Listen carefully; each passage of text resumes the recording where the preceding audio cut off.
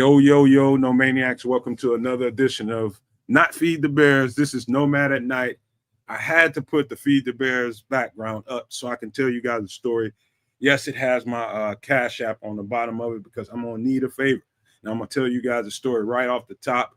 But I'm going to let kids give some pleasantries. I got to tell you what happened this week, why you missed some extra sauce this week. That whole story is all related to the Cash App and this screen being up. So I'm gonna let kids give out some pleasantries and thank you all for being here.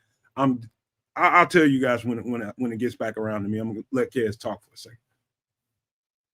Well, welcome in all y'all. It's Sunday night. It's Nomad at Night. Thanks for joining us. Sorry about Wednesday. No extra sauce this week, but we will sauce it up again next week.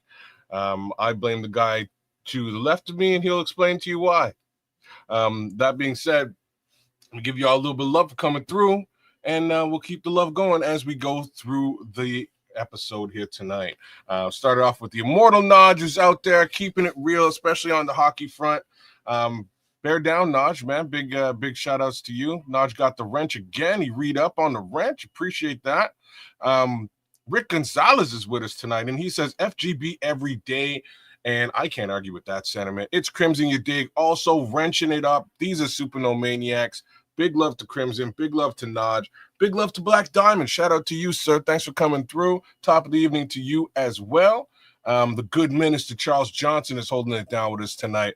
I appreciate that. Aunt Mass is all over the chat with us, man, giving everybody shout outs. Thank you, sir. We appreciate that.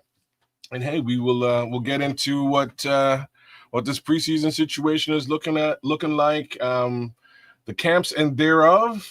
But I'll throw it over to Nomad so we can let you know what's popping. What's going on? I'm responding to Crimson. I'm about to post that in just a second. Oh, Jay Grizz is with us tonight too, man. Shout out to Jay Grizz. Big up, sir. Thanks for coming through. Paul Rodriguez is out there as well. Shout out, Paul. So hopefully this goes through. Hopefully you can see that, Crimson. So what's going on is I am barely functioning.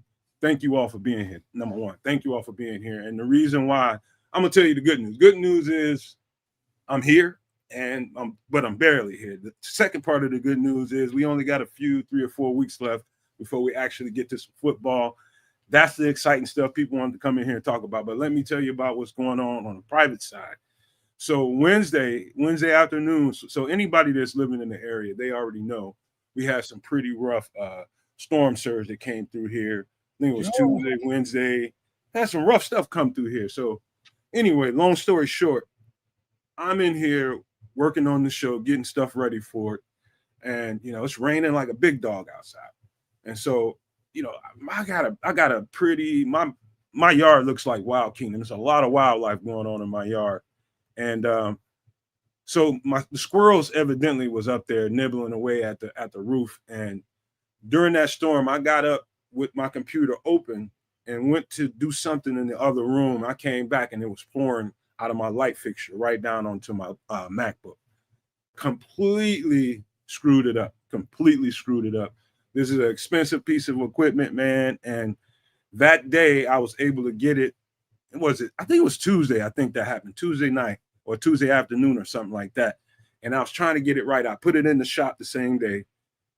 Went back the next day, got it out. They got the thing operational so that I can see the screen. I can actually do some things on the computer. But bottom line is, I'm going to need you guys' help in a big way. I'm going to need another MacBook. This is how I function. This is how we were able to put out all this content for the past couple of years. This is how the channel operates. And this is just my way of operating. I know a MacBook is quite expensive, man. These things $2,000-$3,000 a pop. But this is how I function. And I don't have the means to get another one right this moment. And I'm going to need some help before we get into the season, you guys. So that's the reason why you see the Cash App sitting on the screen. It's because I'm going to need some help. This is how we function over here. And so anybody that can and you're willing to help me out, man, this would be a huge help going into the season. Get something that functions better than this because, quite honestly, guys, I don't know how long I'm going to be on the screen. This thing is flickering right in front of me. Kids are seeing a clean screen. You all might be seeing a clean screen, but on my end of it, I can't hardly function. I can barely see what's going on. So I just had to let you guys know. So anybody that can, send it to Cash App. If you want to help me out, help me get another computer, send it to Cash App, because if you send it through Super Chat, the YouTube will take 30% of whatever you send to me. So it's best to send it directly if you want to help directly to the Cash App. You see right there on the bottom of the screen, $ Nomad Network 2023. That's the Cash App. So I'm gonna leave it up there all night. So anybody that can help out, please do, man, because I need to get back to some functionality. But that's the story. And he's sticking to it. My story would be similar to Jay, to It's Crimson in the chat there, and I would be doing one of these. Anyways, I'll leave you alone with that. You know what I mean? MacBooks are one thing, but as I explained to the man, and once you're kind of ingrained into an operating system, it's tough to sort of move over to the other side and figure things out. So, by all means, give the man a little bit of support if you can. We would appreciate that. Shout out to you, Frank. Thanks for joining us. But yeah, you know, rolling with a wet MacBook cannot be a good situation. I have to put that out there. But yeah, I would buy 3 PCs first, though. Man, listen, dude, it's you almost feel naked. I'm so used to doing so much with this. This is all I got, man. This is how I've been operating, and this been a long, hard week, and it's kind of depressing because I'm going through everything that I can to try to function and get content out there. I was going to do a show yesterday just to see if it can function. But I was just like, nah, I don't want to. So I was like, they're going to expect it's going to either work or it's not going to work Sunday night when we're supposed to be here. And luckily you can hear me and you can see the image on the screen. So that's good, man. But as far as me working and doing graphics and all the good stuff that's been coming out the network, it's almost impossible to do it right now. So that's why I need another one. This is just my workflow. And, you know, if you can, that's a Cash App on the screen. But we talk about that later on towards the end of the show. Let's talk about some how's life, kids, man. I heard you somebody beat you down or something, man. What's going on? Well, I feel like somebody beat me down, that's for sure. No, man, trying to live life and live good and live healthy, and sometimes doing those things, you come out worse for wear. I got laughing. I laughed myself, man, because anyways, so I went out Friday night with the homies. We had a good night, did a little bit of drinking, and I probably shouldn't have done that at all. But I mean, drinking not to the level of even intoxication, just a couple of juice here and there, you know what I mean? And the next day I woke up early. I do I do a Saturday workout with my cousin. We kick it and we work out. So I got up, rolled over to his place. We jumped on the rower, jumped on the machine, and we just do kind of like about an hour-long routine, and we switch up the routines every week. And I don't know, man, last 2 weeks I came out of there feeling great, stronger, pumped up and ready to go for the week. This week I came out of there feeling like, ow, I might have messed something up, man. I might have messed something up, but let's see. And, today being the following day, good Lord, I am in pain. I am in excruciating pain. My shoulder is killing me. All up over here is just not great. So anyways, I spent the better part of the day and like to make matters worse, my foot starts hurting too. So, man, we did a pyramid workout, and it looks like they probably should have buried me in the pyramid. That's probably how it should have wound up. But anyways, that's my weekend update. No Maniacs, I have told this man, I don't know how many times. I feel like a broken ass record. And I'm telling anybody that's getting a little older out there, and your body start, little things you do, you start to feel them afterwards. Like this week, well, and I say, what was that? A couple of days ago, I had to go over to my mom's, and she's can kind of be a pack rat. Her and my grandmother. My grandmother lives with her, and we had to clear out. I had to clear out the garage, man, and there's a lot of lifting in there, man. It's all kinds of stuff in there, man. I went out there and I gave her 4 to 6 hours of all I had. And I've been telling this guy right here, goodies, back and body will save your damn life. The aches, the pains, goodies, that's like some of the best stuff. I wouldn't tell nobody that any of that kind of stuff is not good if you're constantly taking it on a regular basis. But for anybody that's going through some temporary pain and you just need to get through the bumps and bruises.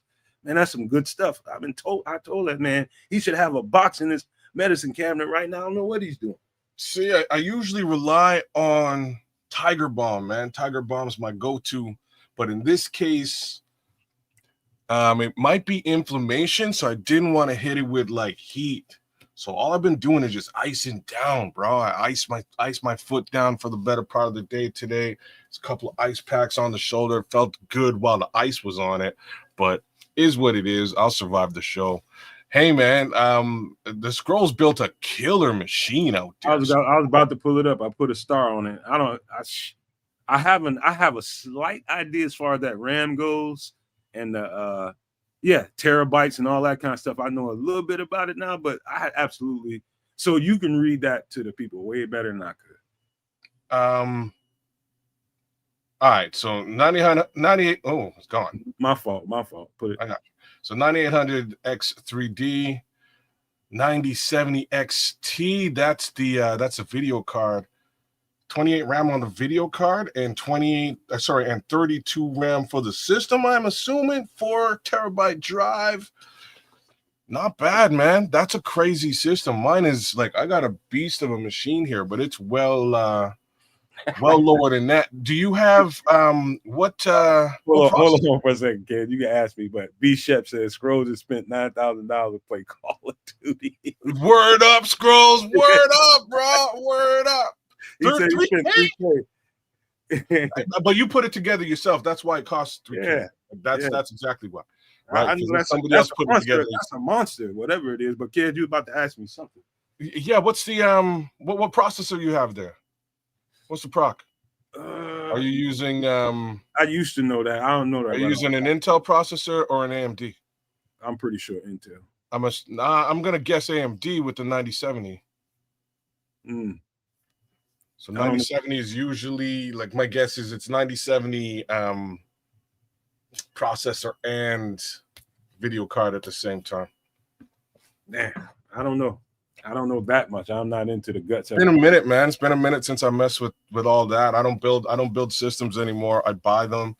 But I could build a system if I really wanted to. It's been a while though, man. It's been a while, and like I said, this one I got here is pretty high end. So I'm happy. I have a 9020 video card in mind. Like, yeah, I'm with that Call of Duty stuff too, man. But I don't run that on my PC, to be honest with you. On 9800 X3D. Okay. For the record, you all, if you see this weird looking chat in there, I don't know if this is a bot or not, but we are streaming through Kick right now. Kick is it's a streaming apparatus that people use, and now it's a new one, but it's starting to get a little bit popular and it's accessible through StreamYard. And so we are streaming on Kick, and you will find Nomad Networking on Kick. If you want to go follow us, give us a follow there.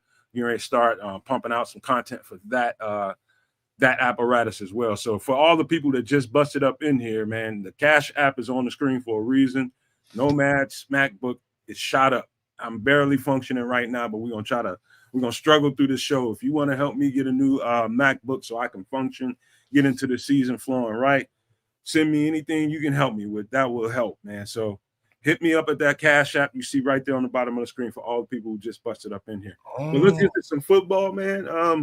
So I don't even know where to start. Let's start here, man, because damn, Scrolls, what are you doing with that thing though? I don't know. You freaking programming? You developing AI or what? He might be doing something, secretly planning to take over the goddamn world or something. Hey, that's what we all trying to do, man. Like Pinky in the Brain. Yeah, man. So he's a genius. Sorry.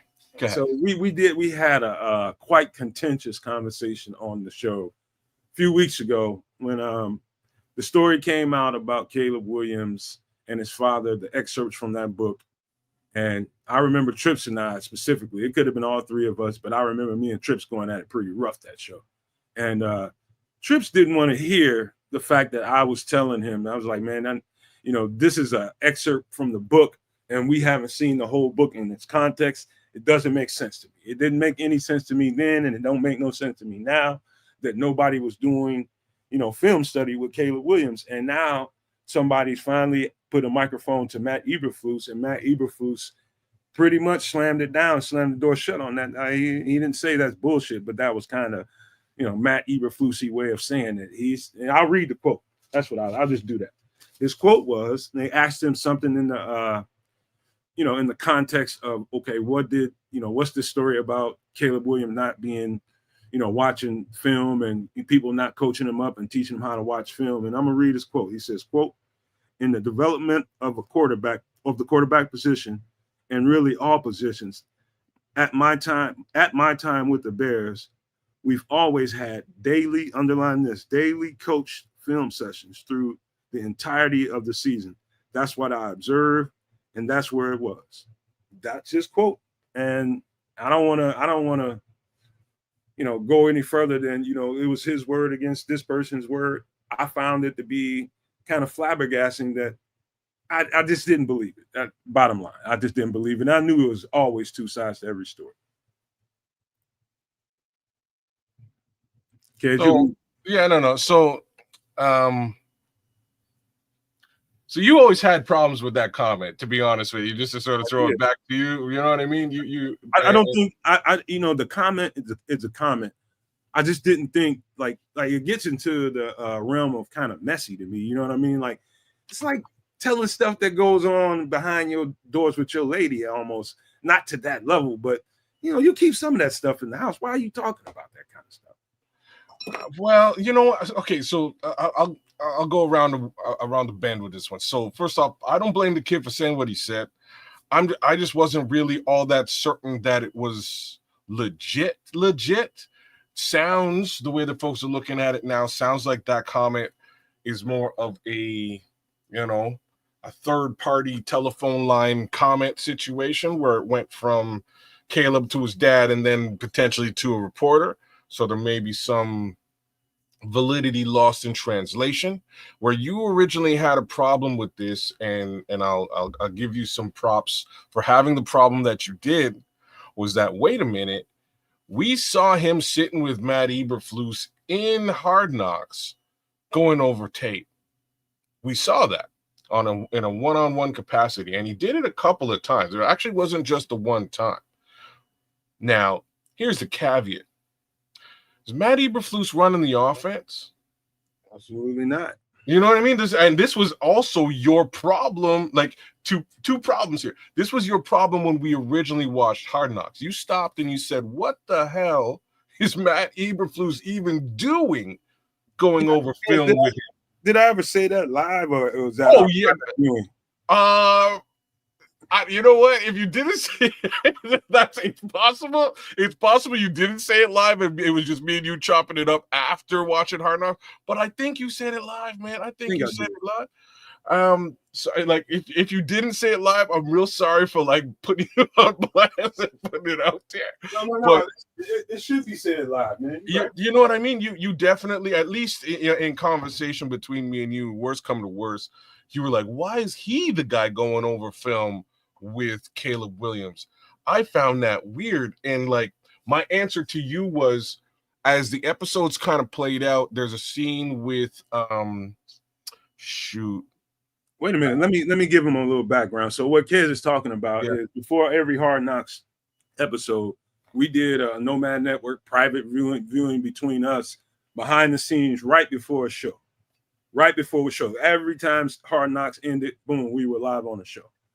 And so he's talking about conversations, and we just can't figure out whether it was a conversation we had live or behind the scenes. And that's what it was, right? So Nick Saban came and visited, and my response to you was, Nick Saban said, okay, you need to get to Matt Eberflus. You need to get behind the quarterback's head, stand behind him, and like kind of get a vision of how he's seeing the field. And then you kind of saw him mimicking that throughout the episode. But I think the purpose of all of that, or at least I felt the purpose of all of that, was really just to show that Matt Eberflus is a competent head coach of a football team. I think that was really the only purpose to it, outside of the real actual question, which is the question my man asked, and it was like, what the hell is he doing? The guy who should be sitting with Caleb Williams is the guy who's running the offense. Shouldn't this be Shane Waldron? Shouldn't this be his quarterback coach? Shouldn't it be the passing game coordinator? We come to find out the passing game coordinator really hadn't even spoken to Caleb Williams up until after Flus gets fired. Clearly, the offensive coordinator wasn't in any of those little snippets that we saw as far as being in the room watching film with the head quarterback. So it's a bit of a questionable situation across the board. I don't know. Like, we can all sort of sit here and say that, yeah, there is evidence that somebody was watching film with Caleb Williams, but was that somebody the right somebody? Yeah. See, here's the thing, kids, and I was trying to explain to you guys. I know you all got it. I mean, college is different than the pros. I don't know what it's like in the pro settings, but other than what my homies tell me, all I can tell you is what it was like in college, which is a big step up from high school. Even in high school, you have film sessions. But in college, you know, in between school classes and all that kind of stuff, you got a lot of time is spent in that film room. And so when you see Matt Eberflus, it's not that a scene like that is unfamiliar with me. It's just it would have a little bit more to it. Him, the defensive coordinator, and the starting quarterback in the room by themselves. This could have just been straight for TV. They could have been straight doing that for Hard Knocks. But in a normal setting, that room would have been all the quarterbacks, the offensive coordinator, and Matt Eberflus together. He comes in there and say, hey, you know what? I saw something the last game, man. I want to point this out. This is what the defense is doing. I want you to see it through my eyes because I'm calling the defense against you. This is what you should be paying attention to when you see this coverage. That's where it makes sense. But in a room all by themselves, solo dolo like that, it didn't make sense. But you know, I'm not gonna drag it no further than it needs to be drugged. But it just didn't make any sense, man. There had to be sessions with him. I think the more and more I hear about it, the more and more I read it, I think the quote might be taken a little bit out of context. Maybe it didn't come off, or his dad's words didn't come off the way he wanted them to. The way it made it seem like is this nobody there to do film work with me, and that didn't make sense to me. And so here we are, right? So my take on this at this point is basically like two things can be true at the same time. So just think about it. If Caleb Williams was really sitting around with Matt Eberflus going over tape, I'm not really sure there's any value in that at all. It's value in it. It's value in it now. You think so? Oh yeah, like I was on defense in college, and when you get the offensive coordinator come into your film session, and he's describing formations. Let's just say we're talking about a bunch formation to the right. When they're getting in this, and you got the tight end, the quicker tight end line, and off the line of scrimmage, this is what they're going to run every time. That's where the value comes in, when he knows exactly what this formation is and what they're trying to get to out of it. Same thing you flip it around, same thing can be said for the defense.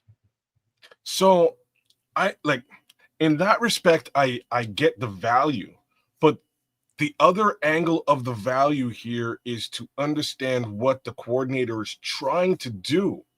And if it ain't the coordinator in the room, you're getting, just like I said, stuff might get lost in translation, third party coming from Caleb to his dad to the reporter. It might be getting lost in translation coming from Matt Eberflus to Caleb when it really should be coming from Shane Waldron. You know what I'm saying? Like he's a rookie and he's trying to acclimate and understand the offense and the scheme that's in front of him and the reasons why the offense and scheme are doing certain things, right? Like that's the acclimation that he's going through. I don't think that the defensive-minded head coach really has the ability to translate that. He has the ability to translate exactly what you described, though. Look at B. Shep. It's just what B. Shep said. Eberflus could have how to read defense. And I get that. And that's what I'm saying. Like exactly what you described is what Eberflus could help Caleb learn, but it's not going to help him understand the scheme he's running. Well, that's a different session. That's why I know for a fact there was other film sessions with Caleb. You know, him doing that film. This is what it didn't. This is why it didn't make sense to me. You know, in a day, it's only so many hours in a day. You're gonna spend a lot of time in the film room, and you get out on the field to go through some of the stuff you've seen on film, walk through some shit, run through some shit, do some drills with it, all that kind of stuff. It seemed like without at least the offensive coordinator or the quarterback's coach, either or both, that was almost you didn't get as much as you could have gotten out of that session. You know what I'm saying? Like, I think it's necessary for a young quarterback to see the defense through a defensive guy's eyes, especially pre-snap. What are you looking at here? What did you see, Caleb?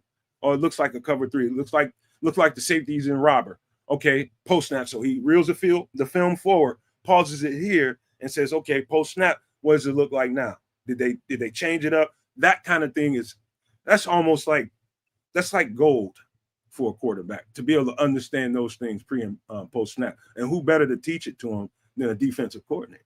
Yeah, no, like I say, there's aspects of this that I get he would gain benefit from sitting with Matt Eberflus, but I'm also then going to throw it at that leadership team call out situation. That call out situation was, I think it was rooted in two places. I don't think that the offensive coordinator was spending the right amount of time explaining and teaching scheme and the requirements thereof with the quarterback. I also don't think that as a whole, they were holding the team accountable for many different things. And I mean players specifically. So it is what it is. I'm kind of in that mode where I think that two things can be true. I don't think Caleb got the right tutelage that he needed, A, from the offense, B, from the defensive coordinator. That's just my thoughts on the matter. I do think maybe there was some level of effort there. I don't think the effort was well-founded. Bottom line, and we'll wrap the story up with this. I'll put the icing on the cake. Can go again if he wants to. I think the complete picture of that whole story is in parts right now. And I knew there was another side to it.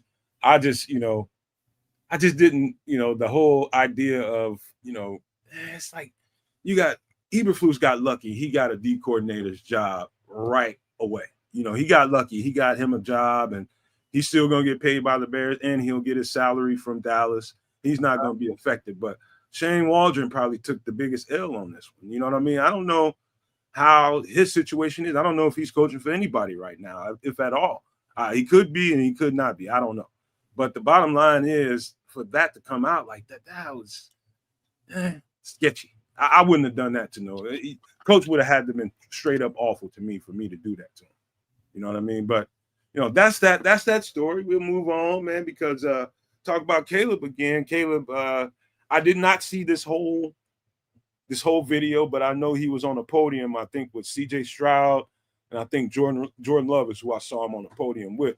And he spoke up, and this whole thing, this fanfare, this whole FGB thing, it's going to take off to a whole different level this year, man, because Caleb, right in front of Jordan Love, just told the audience right then and there, Green Bay sucks. They suck. Oh, wow. Yeah, man, all I seen was a small piece of Caleb's comment. That was it. I didn't see the context of the rest of the video, who else was saying what. But I was over here with a shit-eating grin looking at the shit. But, here's my question about it is, when you say stuff like that, you're going to take this rivalry, you're going to kick it up a whole couple of other notches. And are you ready for the smoke? Oh, bruh. That's my only question. Are you ready for the smoke? They've been dominating us for the past 10 years or so. We got one when they took the starters out. Don't get your fat head about it. Be ready to put it down. That's the best thing I can say. So there's two pieces to. I love this. This is great. First piece to this is remember how Jordan Love called up his the guy that he happened to practice with a couple of times. They have the same QB coach outside of their respective teams, and he called up Justin Fields and asked to get tickets for his mom to go to the game, and then proceeded to show up in Chicago and lit the building up, bro. I'm just saying, his mom was so happy. I was so mad. I was like, why do you give this? No, I'm sorry. Tickets are sold out. I can't help you, bro. Maybe I'm a jerk, but FGB. So here we are, and we've got a quarterback, a new young rookie who just beat the Green Bay Packers in his final game of the previous season. That was a rough season. 1 second, kids, because Jay Grizz is trying to help us out here. Now, I don't know this. He did. What was said? I don't know what was said. I don't remember what. Oh, he said. I think it was just Chicago or Chicago Bears suck or something to that effect. And this was at the draft, right? This was at the draft. They started things up. They talked a little trash. Our boy, for those of you who watch wrestling, Seth. What's his name, man? Big Seth, wrestler. Anyways, he came out and gave mess with Green Bay a little bit, but back to Caleb. Caleb just went through a little bit of questionable situation in that same Seth Wickersham book with respect to wanting to go to Minnesota and maybe not wanting to come here. I think there's Seth Rollins. Thank you. A whole bunch of Seths today. You know what I mean? Thank you. But like, couldn't have done anything better than to go up on the stage, sitting right beside Jordan Love, and say, FGB. That's beautiful. That's all he needed to say. Show the Chicago fans that you want to be here and that you want nothing good to happen in Wisconsin. You know Except what? for the Bears win it. You know what I want? I'm the kind of fan I am. I'm such a football traditionalist, Kez. I'm just there for the competition. I really just love, once the game starts, that's all I want. All the talking. I never was a talker on the field.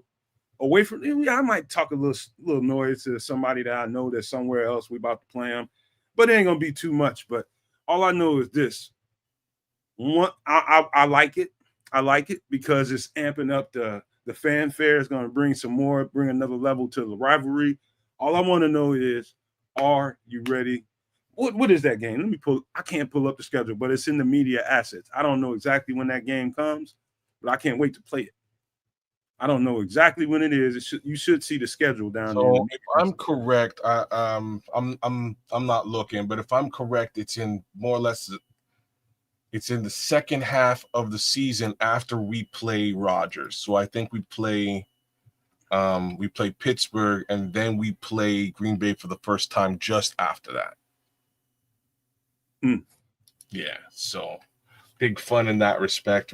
Caleb gets to see his potential semi-mentor as well as the Green Bay Packers. And yes, they're going to be angry and riled up, but hopefully by this time in the season, so will these Chicago Bears. The comments is crazy. Cranston said my vacuum cleaner broke, so I put a package sticker on it, and now it sucks again. Mega Maid, she's gone from suck to blow. Man, listen, I'm all for the competition. This is man.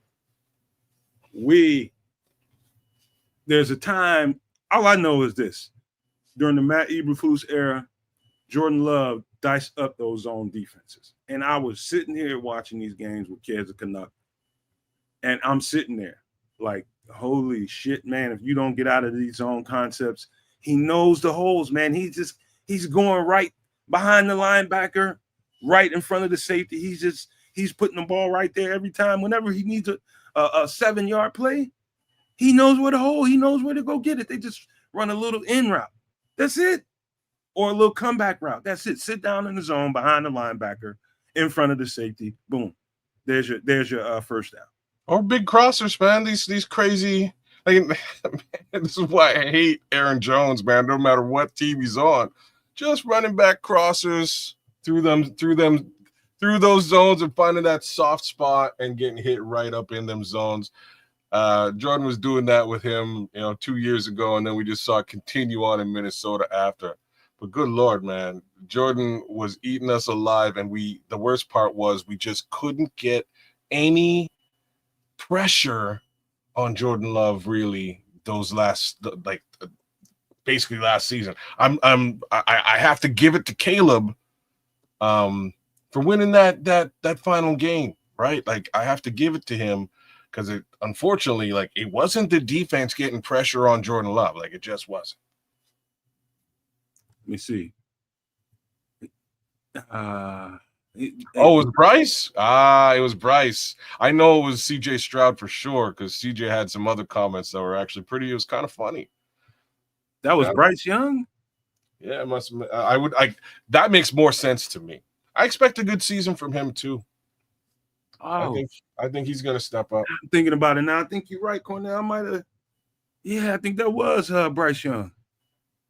Okay. All the more reason. That makes a little more sense because I think he says that in front of Jordan Love. It might be a little something going on the stage. You can't. Jordan Love ain't gonna be able to just let him get away with saying that. I'm just like, I'm watching it, listening to it. I'm like, Jordan Love just sitting there like he ain't said nothing. Like, you gonna just let him get away with that? But yeah, I'm ready for it. I think this year, after the first few games or so, I think we're gonna be in a decent place. If they don't overload them with too much information and try to get too much out of them early. Give them like I've been trying to tell you for weeks, kids. I think part and parcel is just dumbing it down as much as you can at the very beginning, making it really, really simple, shortening the routes, really concentrating on your quick game and just getting the ball out of his hands, just letting him get to a nice rhythm. You know what I mean? A quarterback getting into an early rhythm is everything during the game. If that guy can get into an early rhythm, it's going to be a long game for that defense because he's going to like what he's seeing. He's going to start trusting his arm a little bit more and more and more, and he's going to be making plays. And so whatever they do should be geared around that. But them getting off to a blazing fast start, I don't know how optimistic I am about that because it's a new offense. You know what I mean? Yeah, I'm so with you there, and that's why I've been a little trepidatious with respect to the running back room. You know what I mean? Because I was hoping they could kind of lean on the run game in the early onset of this season. I'm just not so sure that that's going to be something that they can do. I'm also not sure. Like it's so ambiguous with respect to this running back room because of all the changes to the offensive line, right? DeAndre Swift could have a career season. He could, or not. I don't know what to tell you in that respect. We're just gonna have to wait and see what it looks like. The same things will be said with respect to Roschon Johnson and Kyle Monangai. I guess I have to throw Travis Homer in there, although he just never gets the rock as a running back. But definitely Ian Wheeler as well. Although, again, he's getting yelled at quite a bit by Eric Bieniemy from what they're saying. Anyhow, if that room was able to sort of take a little bit of the heat and the onus off of Caleb's shoulder, that would be great. I'm not sure if that's going to be the case. The upside, again, with respect to the running room, where I believe DeAndre Swift shines is as a pass catching back. And if they utilize him in the short game, just like you're saying, Nomad, I think there's a lot of value there too. I think for Caleb, like I was watching the Green Bay all 22 probably a few months ago, last time I looked at it. But I remember it was a time when they dropped into, I think they showed a cover 2 pre-snap, and I think they morphed into a cover 4. So everybody got in the quarters. Cover 4 is quarters, 4 quarters of the field, all the way across. And he got in the quarters, and he saw the lanes kind of close down a little bit and kind of get congested as opposed to a cover 2. And he kind of was a little flat-footed and ended up running out of the pocket and doing some stuff. Little things like that. I keep telling people this all the time. I don't care how good a quarterback is, and Caleb has got a great talent to him. It's about how fast he crack the code. How long will it take him before defenses don't surprise him anymore? That's the game. Once he gotten to that point where he's got a mastery of there's pretty much nothing you can throw in front of me that I don't have the answer to. he's got to get there. You know what I mean? And sometimes coordinators, offensive coordinators, like the guy in Washington, they did a really good job of dumbing that situation down for him. They had a pretty decent offensive line to boot.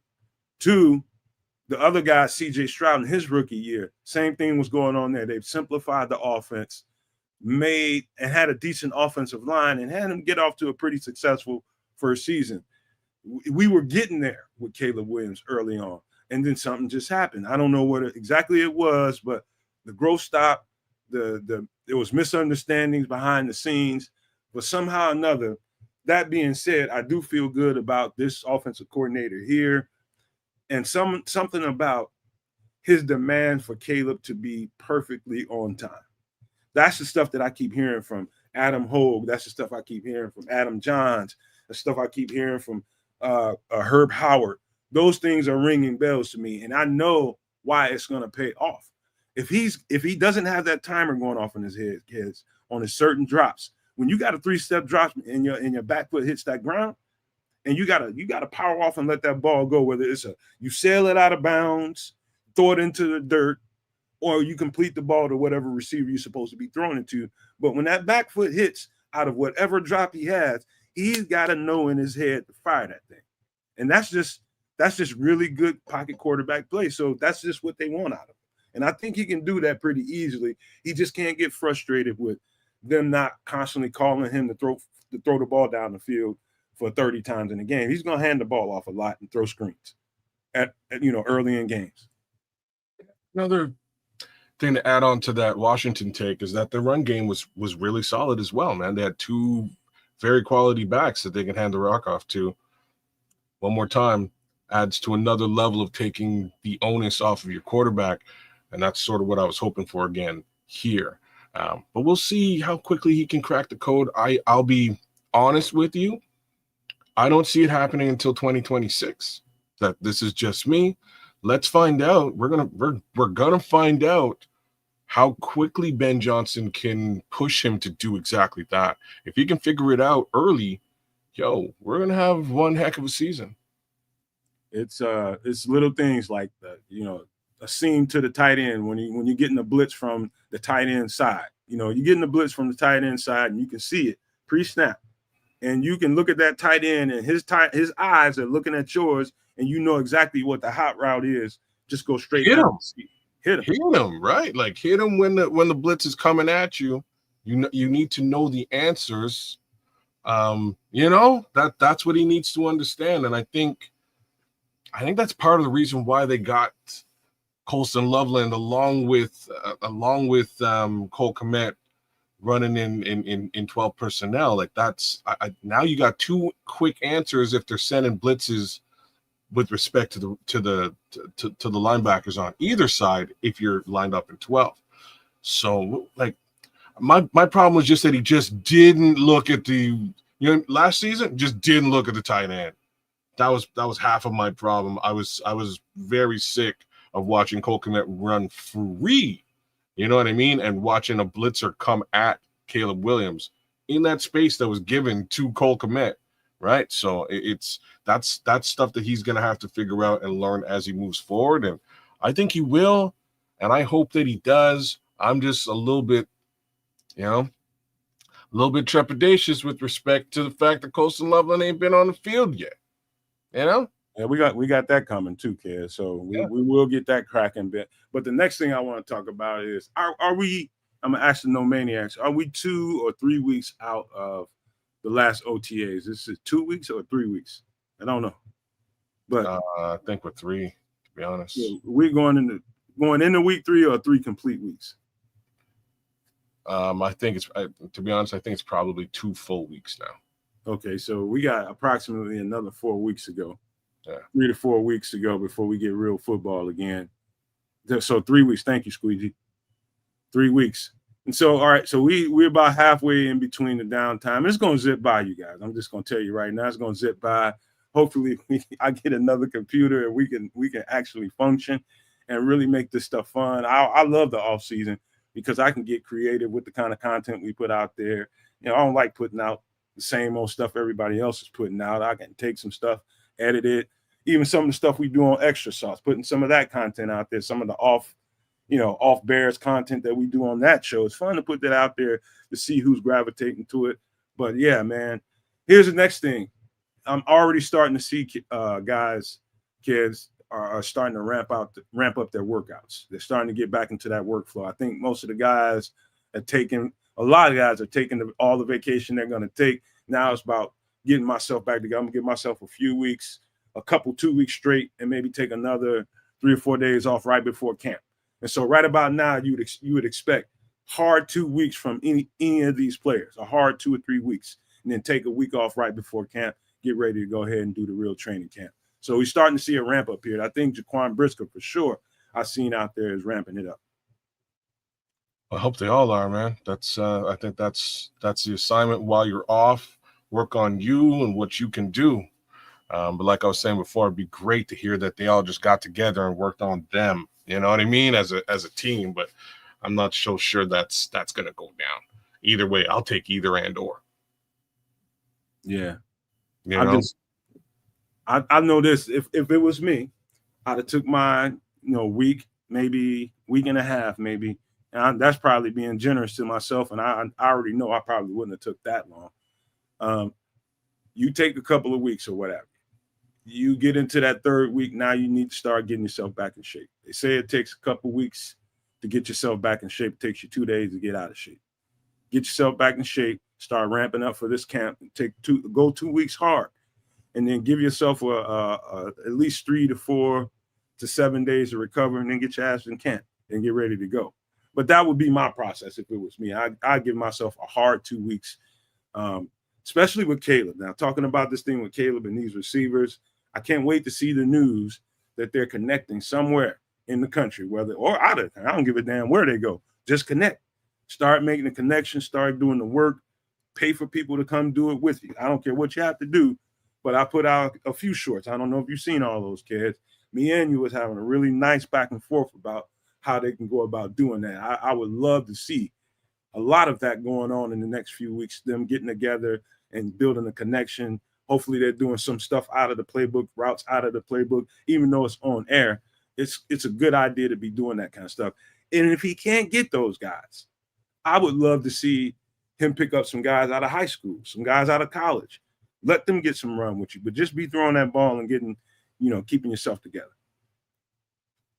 What he needs to do, like you laid it down the best way you could possibly lay it down. Find somebody out there, have some fun, get together, go run it on air, and make sure your skill set is it doesn't take any sort of a dip during your time off. But like I say, I would rather it be with the guys that you're going to work with, because chemistry is key here, right? Like that is if it was anybody, it should be Cole Kmet. Like I wish I could say that. Like somebody else should go. Like Cole Kmet should go. He should follow you to wherever you're going. Oh man! Shout out to Cole Kmet. He just got married. Big ups to him. Big up to Grady Jarrett, who also just got married. Congratulations to both y'all. Give these guys a little bit of love for all of the love that they've found. Same token, bring your wife, Cole. Bring the new wife. Bring Mrs. Kmet with you to wherever Caleb Williams is at, and have him just hit you in the seam, bro, because that was broken last year, and I think y'all need to fix it. So super shout out to Squeegee for bringing this up right on time, Squeegee. I was just going to go here. He says, I'm going to quote, "It's going to take about 5 games for the O-line to gel. Then Caleb will be putting up 30 points in a game." Let me take this first part of this comment. First half of the comment talking about it's going to take 5 games for the offensive line to gel. That's about as accurate as you can get. That statement right there by itself. Drop the mic. It's going to take some time. And so what I would say to people, and I've said this a couple times on the show, the faster they get to figuring out who's going to be the starting left tackle on this team, the quicker they will be able to bend that learning curve with each other. Because it's one thing to know the calls. It's another thing to know the formation, the shifts, and all that kind of stuff. That's one thing. But playing next to a guy and getting used to that guy's style and how he plays and how you feed off of each other. A simple thing. I just mentioned this the other night when Sean was here. It's about how timing of, let's just say there's a tackle lined up in between the guard and the center. I mean, not the guard and center, but the center and the tackle. Not the center and the tackle, the guard and the tackle. So there's a guy, there's the defensive tackle in between them both, not lined up square up on either one of them. And so in that assignment, let's just say that assignment calls for the guard to make the initial block. The guard gets his hands on him first, but there's another guy that the guard needs to get to. So he's got to get off of that block, and he's got to pass that guy off to the tackle.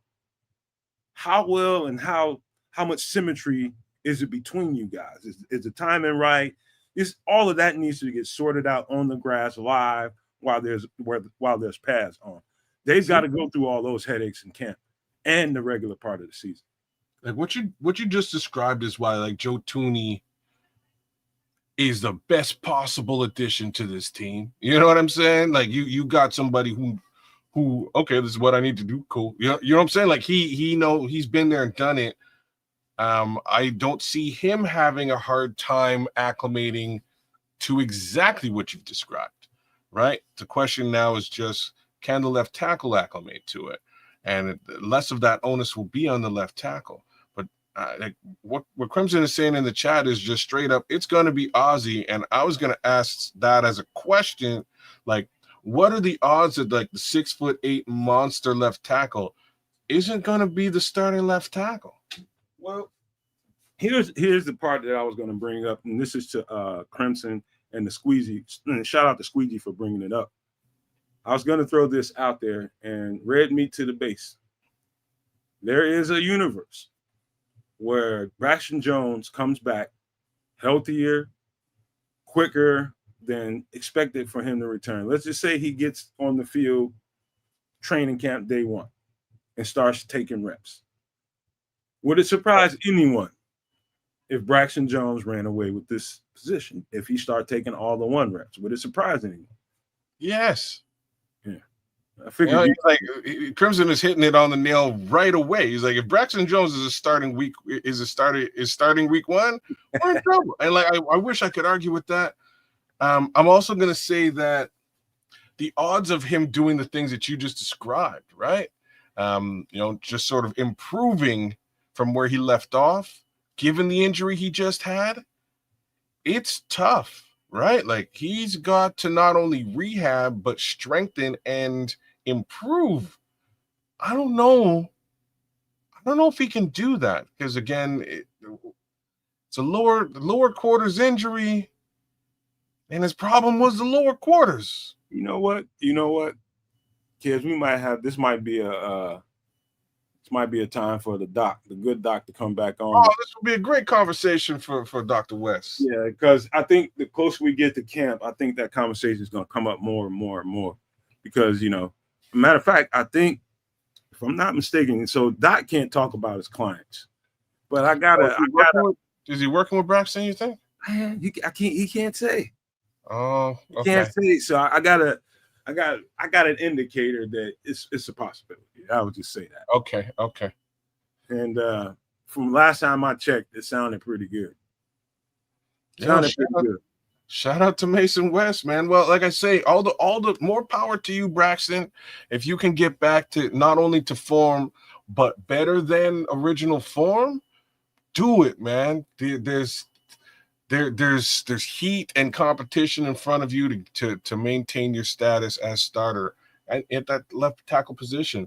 It's clear and evident, and you have to do what you need to do to maintain it. But at the same token, I'm not worried. Like, don't be worried about your ability, your role in the NFL, your future. I think you have a bright future in the NFL, no matter how you slice it. I'm certain you will get paid and paid well as a starting left tackle in the NFL moving forward. Might not be with the Chicago Bears, but I think you will regardless. Well, some of the couple of takes you got, at least one take out there, you didn't sound too optimistic about it. But about his future, like with the Bears, I'm not optimistic about that. I'm optimistic about his future elsewhere. I'll be completely honest. He's got 2 guys in front of him I expect those two guys to take his job. I really and truly do. I'm also going to say that, much like Jay Grizz was saying, if he is the starting left tackle come week 1, the Bears are in a situation where they may now have to pay him as well. And this is where I would sound much less optimistic. You don't want to pay Braxton Jones because you've invested in a second rounder, because you've invested in a third rounder.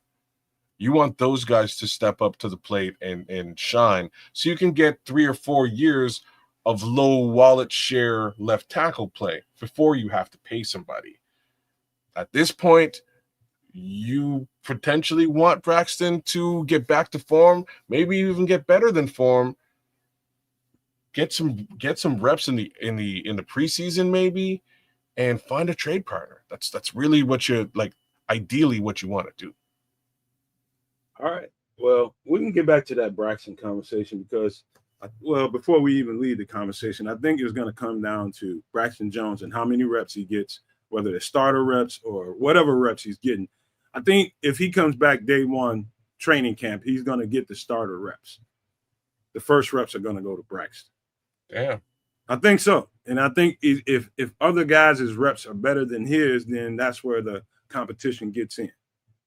But depending on how strong his ankle is and his legs are, how much he's been getting his rehab done, how that's going to determine whether or not, I mean, if I'm Braxton Jones, I'm going through hell and high water trying to make sure I'm there at camp day 1 so that I'm getting every starting rep that I can get and make these guys work for it. If I'm Braxton Jones.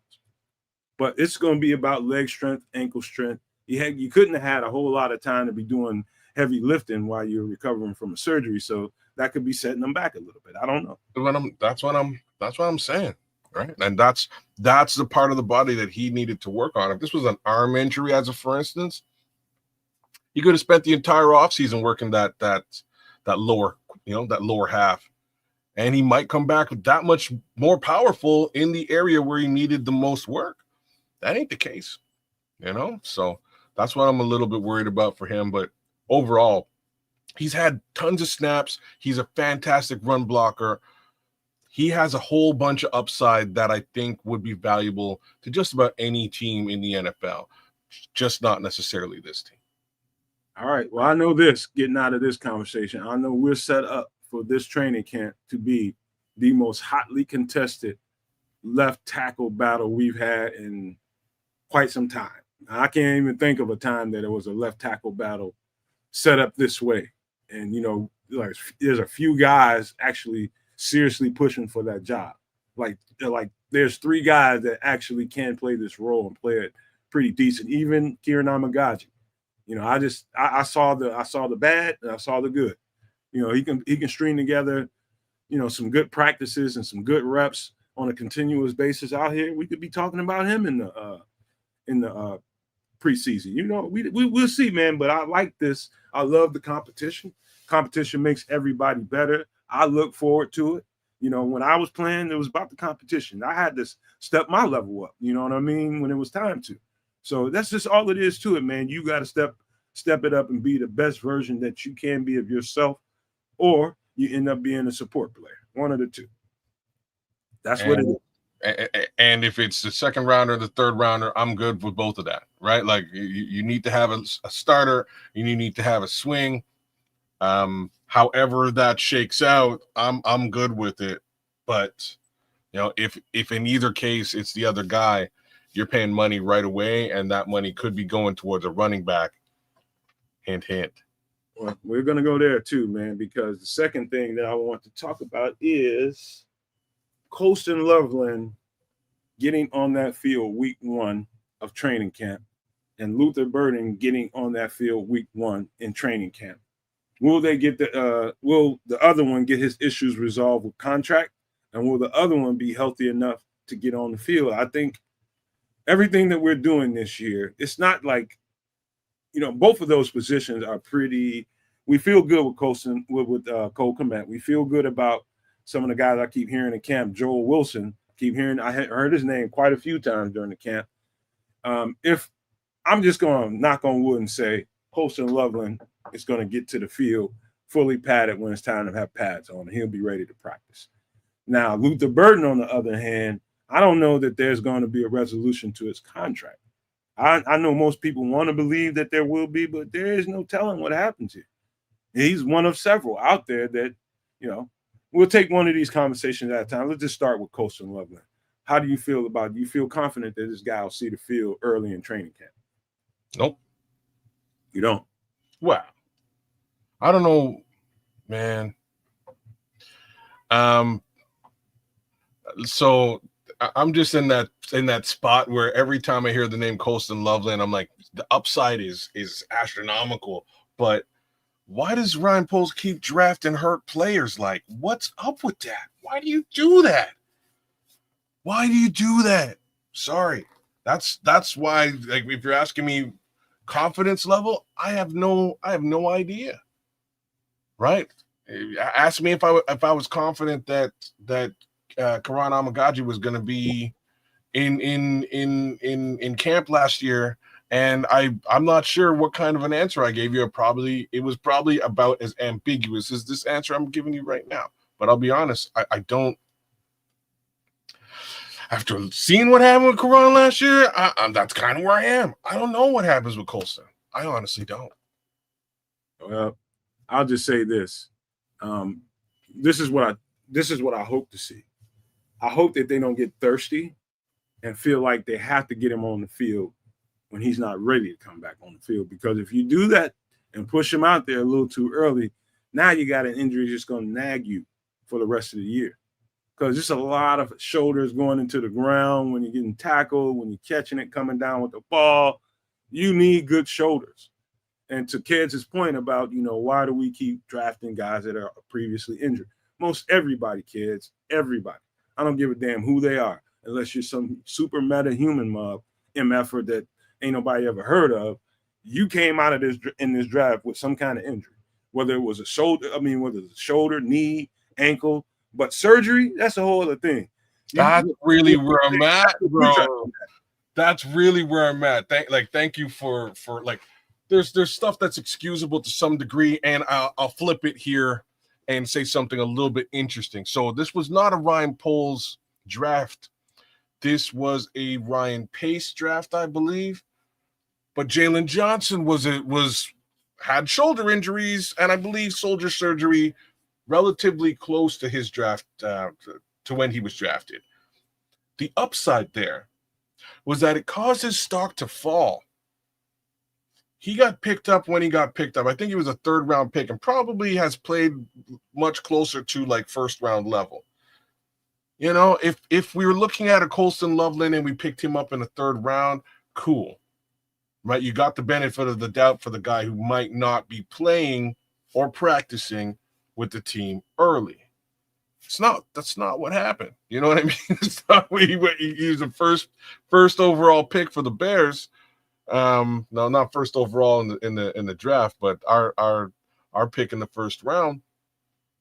And clearly he had to have surgeries. And that's just where my that's just where my head is at, man. It's a little bit wild to think that he went and he did that again after doing it with Karan, and Karan really not getting to take advantage of season 1 at all.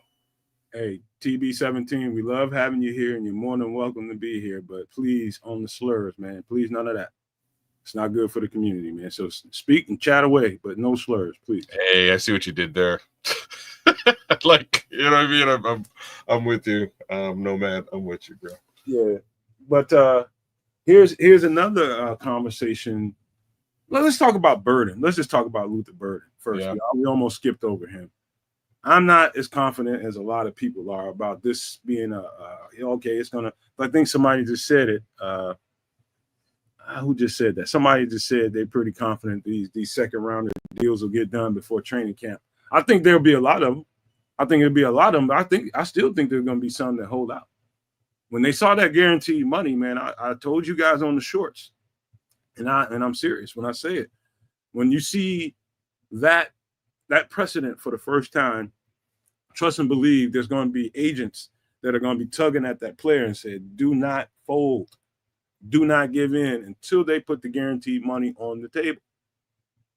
Don't fold. Don't fold. If you got to sit out, you sit out. Go back into the draft. But I'm telling you, the agents are powerful right now. If I'm a player, I want an agent that would take a strong stance like that. Forget me being a Bears fan right now. Love to see Luther Burden on that field, but I want to see that man get paid first. I'm all about that young bro getting his money. Get your money. I don't. I don't. I'm stuck in the middle, man. I've been that get your money guy. I've also been a diehard Bears fan for much longer. So I don't know what to say. I just want this situation to be resolved. However it gets resolved, get on the field, be a part of this situation, because like facts, he's a big part of the solution to a potential Colston Loveland injury. Right? If Colston Loveland's out of the mix, you want to put him in the slot and have him work as that anti-blitz guy. Like, that's part of what you want to do. Either that's you, Luther, or it's Olamide Zaccheaus. Maybe he's that guy, and you don't want to lose your spot to Olamide Zaccheaus. You don't. What I am going to say is that I know Olamide Zaccheaus will come in there blocking left, right, and center, and that's part of what they're going to want you to do. So if that's something you also don't want to do, it might be, oh, he's a diva and he doesn't want to get done what we need him to do. No block, no rock. And that's not what I want to hear about our second round pick, right? Like, get your money, man. You know what I mean? You'll have that part of the fan base that, it's just like, gimme, gimme, gimme. Get on the field. I don't care what they're offering. You take it, get on the field. It don't quite work like that, guys. It don't, man. It's about people all the time, man, kids. This is an anomaly season, though, right? Like it's a bit of an anomaly. Under normal pretenses, these rookie deals are already locked in stone, right? This is a bit of an anomaly situation where a couple of teams said, hey, you know what? We're just going to guarantee the stuff because it works for us. We've got cap space. Works for us. We're going to guarantee it. And in that move, put everybody else in the league on blast. I love Jay Greer's comment up here so we can get into that, because Jay Greer's, man, respectfully, I'm a lot more like you than I am on the other side of it, to be honest with you. And so I'm respecting the shit out of this comment. He says, call me old-fashioned, but a lot of these jits want money before they've even played their first game in the league. Here's the thing, collective bargaining, man, and salary structures. It's like, now it's to the point where it was okay that first rounders got their money guaranteed. It's okay. Nobody complained about that. Okay, they're first rounders, get your money. Now all of a sudden you get a couple of second rounders that trickle into that format and they get money. And it's like, okay, I'm like on Jay Greer's side, you ain't done nothing. Why you think somebody need to be guaranteeing you money? Because you drafted me. What makes me different than this other second rounder that got drafted here? It's not the game and the thought behind the game and the intent behind the game. It's the business structure that's changed. So, like, reasons why the business structure has changed, and again, I don't know whether I'm for it or against it. I'm gonna lean a little bit against because of what we've seen. And example A is Cedric Benson. That's example A. Example B is Sam Bradford, who was the one who really got to guap up. Sam Bradford came into this league as a high draft pick, guaranteed big contract. This is before collective bargaining really kicked into gear. Made mad money.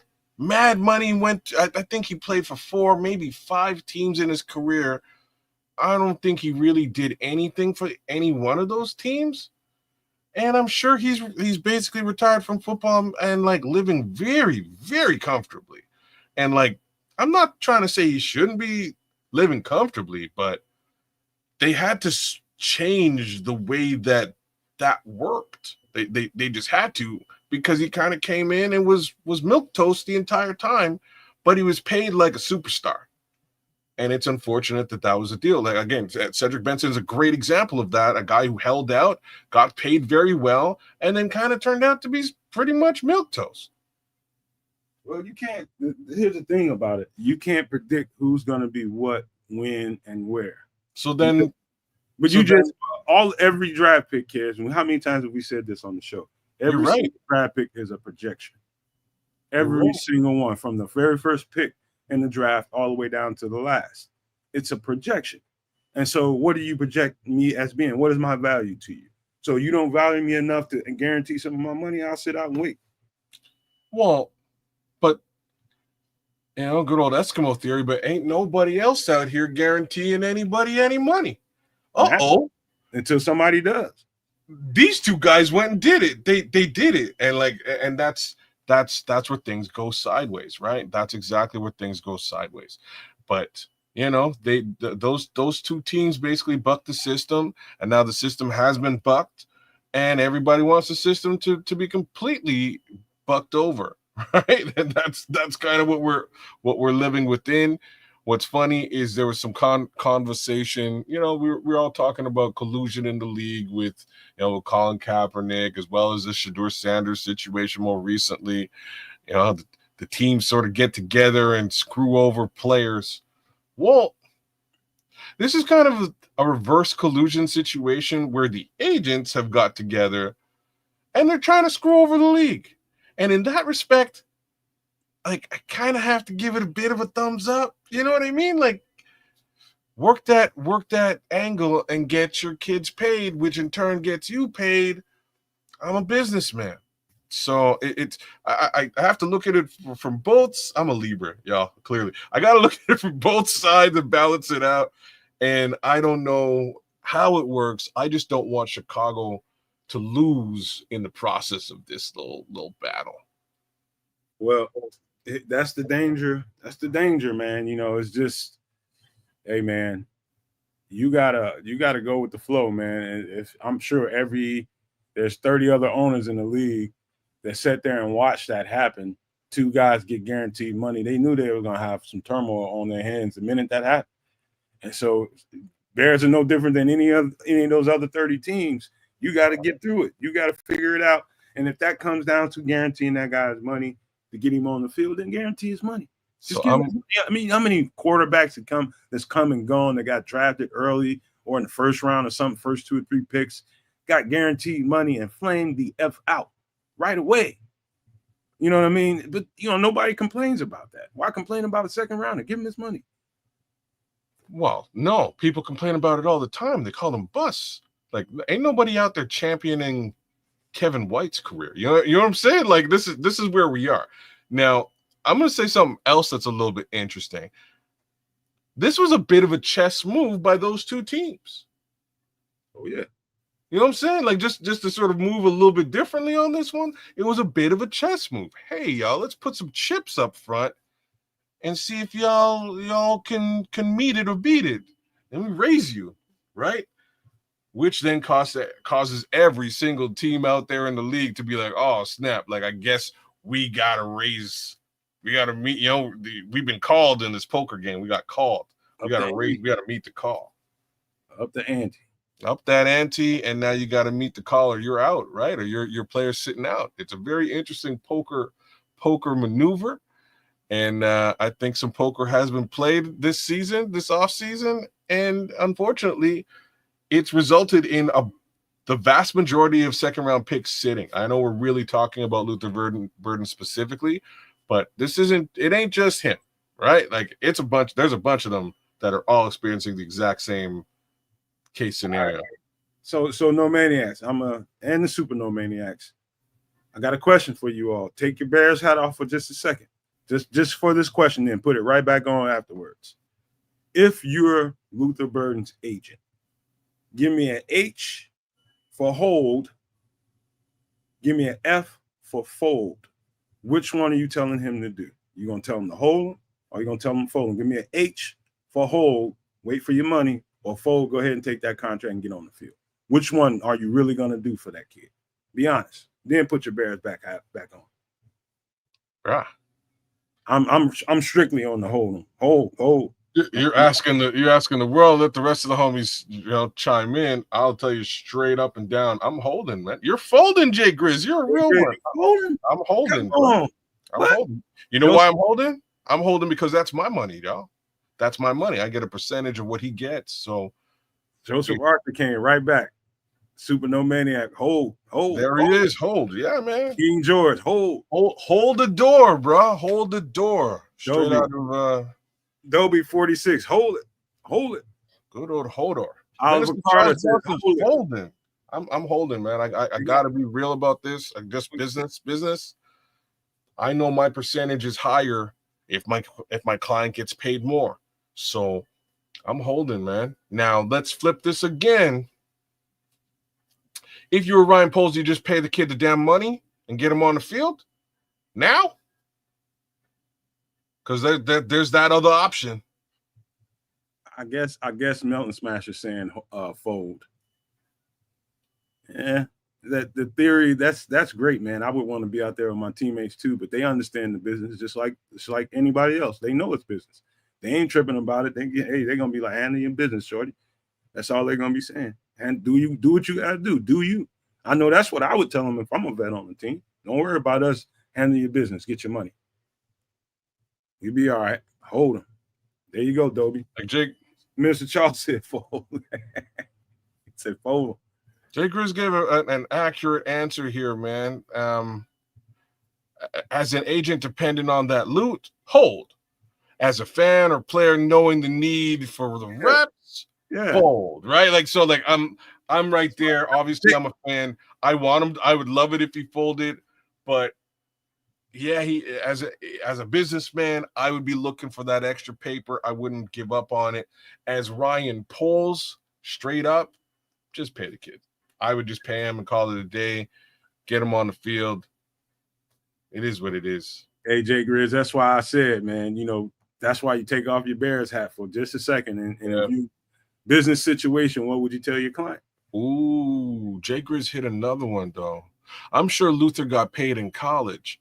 If he was that good, right? So he's coming off of NIL money. He got some money now. Ain't like he broke. Saying like he's broke is what you're saying. That's different. Shake the tree, man. You shake the damn tree until every goddamn dollar comes off that son of a bitch.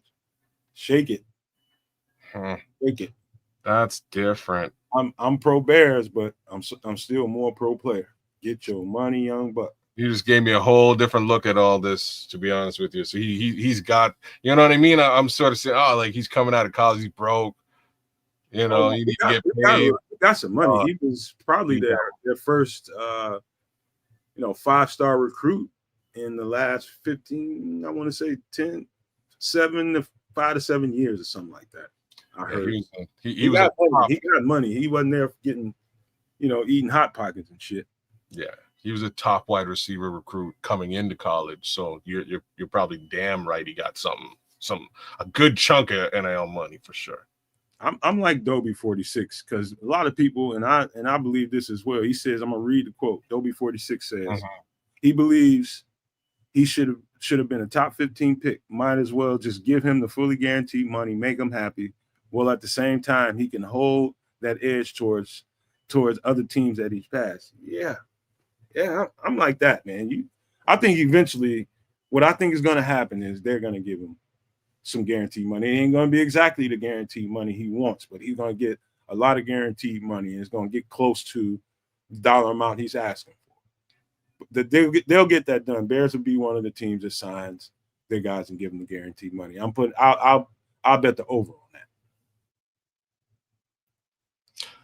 Yep. I don't know what to say. All I can really say at this point is we're looking at a situation from a sort of a certain angle, and that angle is agent player. I think the more obvious angle is GM agent player. Just pay the kid, call it a day, get him on the field, pay him. Who cares? All right, let's roll into this next conversation. This is one that's going to get everybody going, and that is a statement that I made at least 2 or 3 weeks ago on one of the shows. Pay close attention to. I'm gonna start this conversation off with this, like I've been saying. Pay very, very close attention in camp. Who's getting the RB2 reps and for how long? Let's just say, for instance, we get into the first week of camp, no pads on, no problem. We get into week 2, no pads on. Second week or third week, they'll put the pads on. When they put the pads on, watch that first week. Remember, the first week in pads, watch that first week. Let's see who starts off getting the RB2 reps. And by the end of the week and going into that next week, let's see if that changes. Because I think that's gonna be a huge story in the Bears training camp is, can Roschon Johnson, stave off the competitors? Can he put something on the table to solidify himself as the RB2, or does one of those other guys sneak up on him and start getting some reps? Because we got Ian Wheeler coming back into this camp. We liked him last year. We will see how well he's come back from that injury and that whole 9 yards. And also, the conversation will be had, if we're not seeing what we need to see in camp, should they reach out and touch base with some of these? It's a few running backs that are out there on the market that we can grab, So that whole conversation is going to be, hit and miss the first week, but coming to that second week, if they put the pads on in the second week, it's going to ramp up a whole big old notch. Yeah, I think I'm going to say something crazy right now. He might be a surprise cut. Who? Roschon? Oh, no. I bet all my money he ain't no cut. Well, I don't know, man. I'm just saying, I don't know, man. I don't know if he has it in the respect that we would like him to have it. I think Ian Wheeler's really going to give him a run for his money real soon. I think he's going to give him a real run. And I'm also going to say, strangely, Hankins might also give him a run too. So that's where I am with the Roschon situation. He needs to step his game up and make it evident. And I think you nailed it. Who's going to get those reps as we move forward? And I think that's a real battle to be had because, players are going to disappear. Running backs are going to show up. And there may be some, they may decide to make a move between now and the beginning of the season. I'm looking at Crimson's comments. He feels like that because he thinks Kyle Monangai is Eric Bieniemy's guy, and he thinks they're going to fast track him and give him some. I don't know, man. I don't know. I think they might want to, Crimson, but I just say this, man, and I keep saying this. I just wasn't that impressed with him. I was impressed with his ball security, his toughness. He got stronger during the game. What's one thing a feature people don't talk about very often is, you keep getting this guy the ball, and late in the game, he just will wear you out, flat out. But he's in no position to get that groove going in Chicago. One of those guys that, he's slow going in the early part of the game, and later on he takes over and starts pounding you. He'll have to make hay with 5 if he gets 5 touches in a game. If he gets 5 touches in the game.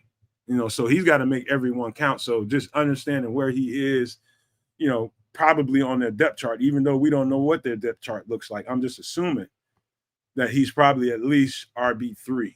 Can he get up there to 2 and beat out, and can he keep number 33 off of him, Ian Wheeler? You know what I mean? And we'll see what happens. But it's going to be a pretty good competition, man. I think Kyle Monangai, I'll just say he's got an uphill battle, but I think he can stay on the team and fight for a role on the team at least. So Oliver Carter's saying, hey, Nomad, QB1 was handing the ball off to Swift and Monangai in OTAs. Just something to think about. And that doesn't surprise me.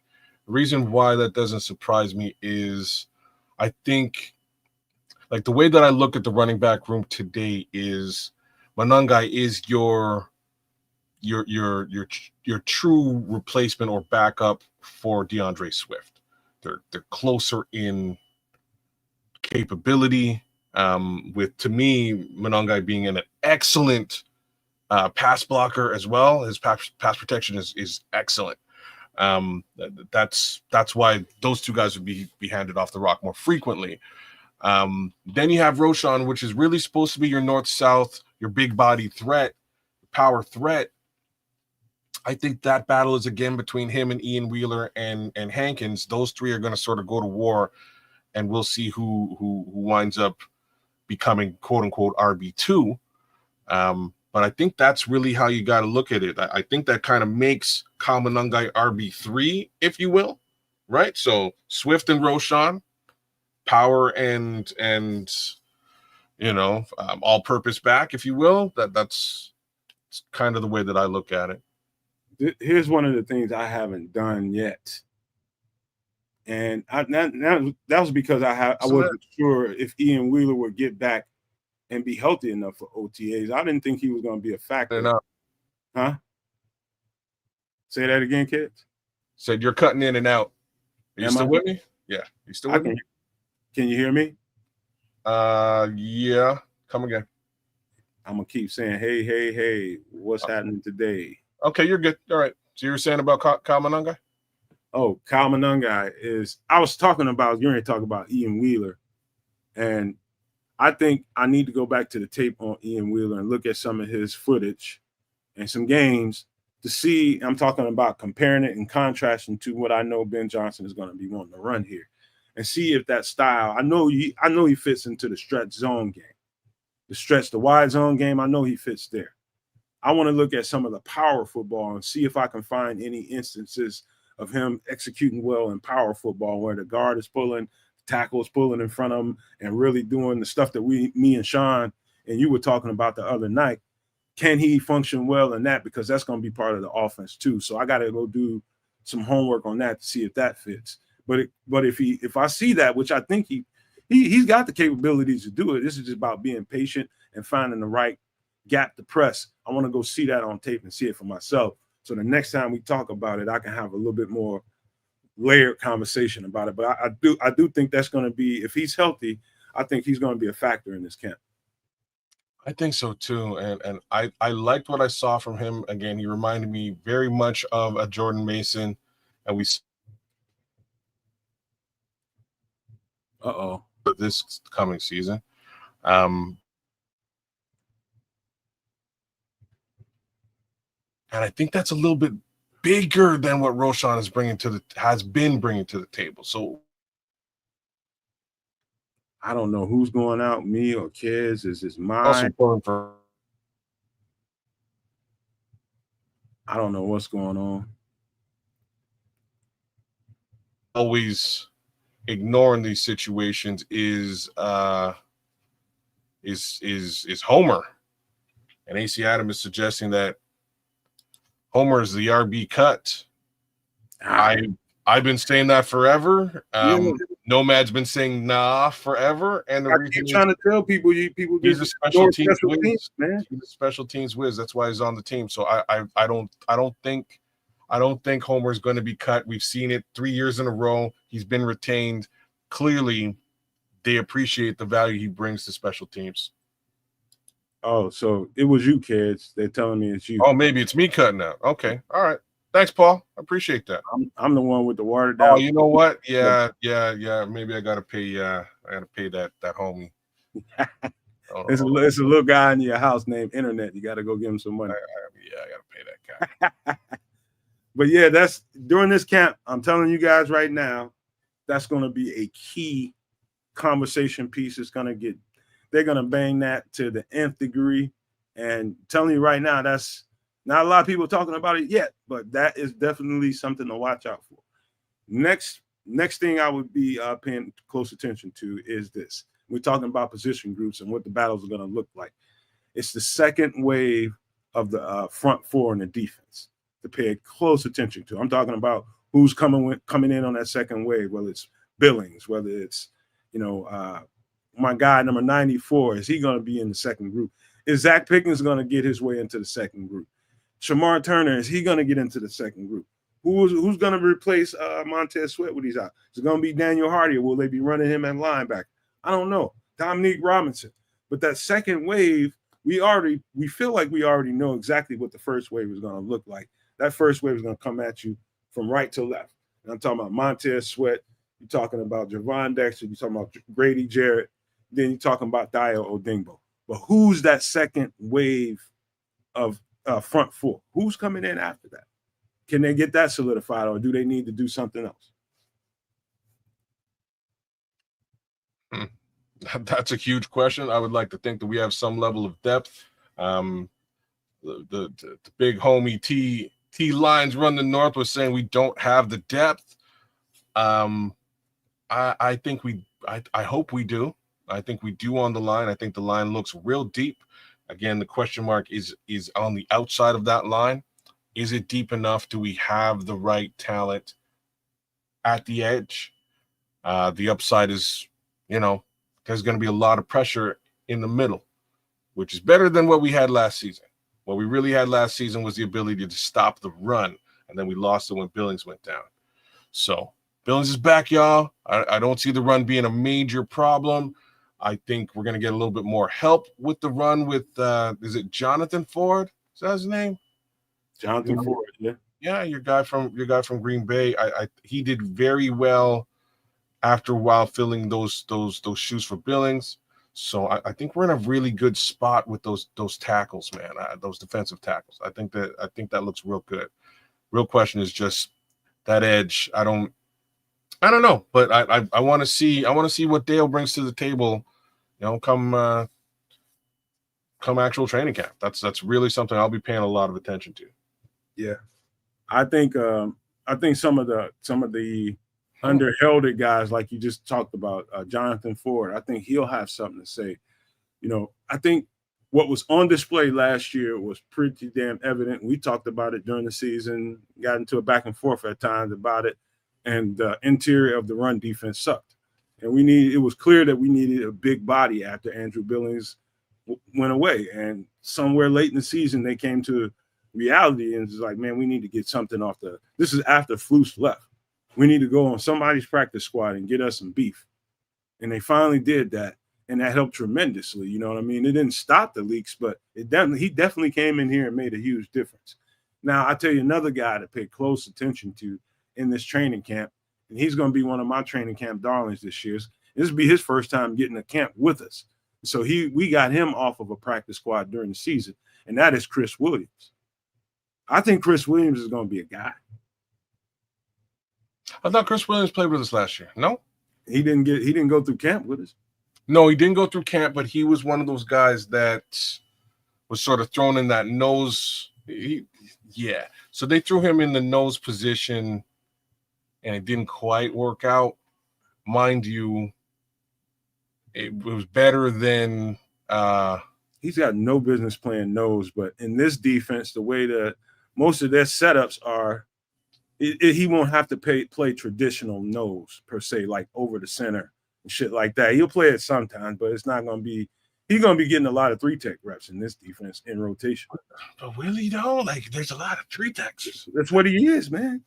But so's Zach, so's Javon, so's Grady. A lot of 3. If I pulled up Dennis Allen's defense, you'll see at times, and a lot of defenses do this now. They play with 2 3-techs on the field, depending on what the down and distance is. Like Dale on third downs, he's gonna get some interior stuff going on. He's gonna kick inside and he's gonna be playing 3-tech next to Grady. And they might even keep Javon. Who knows what they'll do, but it's interesting how they'll be able to rotate those guys. Really, to me, and if I'm coaching any of these guys, it's about keep the hot man in. Whoever's hot, who's getting penetration. Keep him in the game, keep him in the rotation. And so I think Chris Williams is athletically out of place in the role that he was asked to do last year. He overperformed. And sometimes he got his ass kicked because he shouldn't have never been kicked that deep inside. He's more of a 3-tech. But that's what happens when you're out of place. You're 300 pounds playing against 320-pound plus guys that's double teaming you in the interior. What do you think is going to happen to you? Yeah. It's interesting. It lining up with a bunch of 3-techs and or edges. You can do some really cool stuff, and I'm really wondering.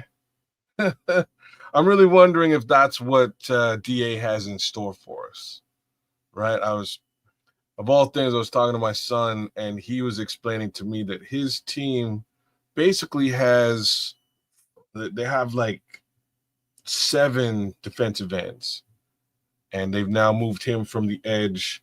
He'll be playing edge sometimes too, but they've moved him into 3. So he'll be switching between both positions, but that doesn't like it also allows them to sort of line up a bunch of edge rushers on the line at times and get some additional pressure. So there's different things you can dial up. You can also sort of throw those guys into coverage depending on like, and we're talking about an Austin Booker. You can drop Austin Booker into coverage. There's some cool stuff that could go on here. You pull man, you drop Austin into coverage, you blitz with Kyler. Really cool things you could do with this type of situation. So we'll see how dynamic DA really is with all this. Well, about your son, I bet you 2 different things are going on at the same time. They asked him to put on some weight, put on some muscle, and he probably gained some. He did. Or they want to give a twitchier guy a little bit more of some run to keep your son on the field. They're gonna ask him to kick inside. That's usually what happens. Exactly what what happened on the field. They just want to be able to flex him a little bit. It's exactly what they did, right? So he's put on, according to him, he's put on 20 pounds of muscle. He dropped 20 pounds of weight when he came back down to see us, and he's put on 20 pounds of muscle. He's hitting personal records left, right, and center. So I'm just encouraging him to continue doing that and get his strength up, because that will work tenfold. And he has a type of frame where he can put on the additional size and muscle. So it'll work out.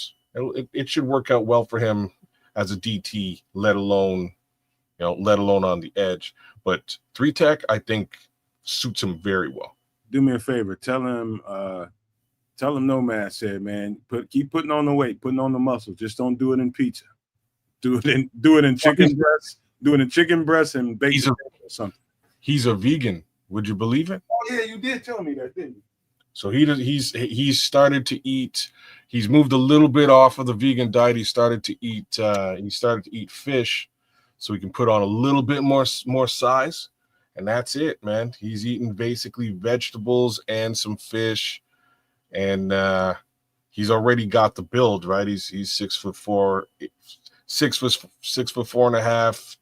I think he's weighing in at about 255 right now, but his stuff is like the weight that he's telling me he's able to push now it's starting to become impressive. So I can't wait to watch him play. I can't wait to watch him play this year. Yeah, your son has got to be from another planet. I've never ever in my life seen a kid. Well, I guess you can eat a vegan pizza. I don't know.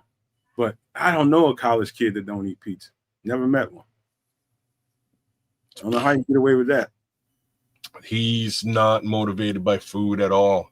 He need to eat though. Like it's so like, man, it's so funny just that we're talking about this, because the kid I'm talking about is the same kid who, if I put something in the fridge, I know it's gone in 24 hours. Like, it doesn't matter what it is. Ice cubes, gone. It doesn't matter what it is. You know what I'm saying? It's gone tomorrow. I got to go back to the store and go get some more, period. Suddenly he's a different beast, and we just don't eat the same stuff.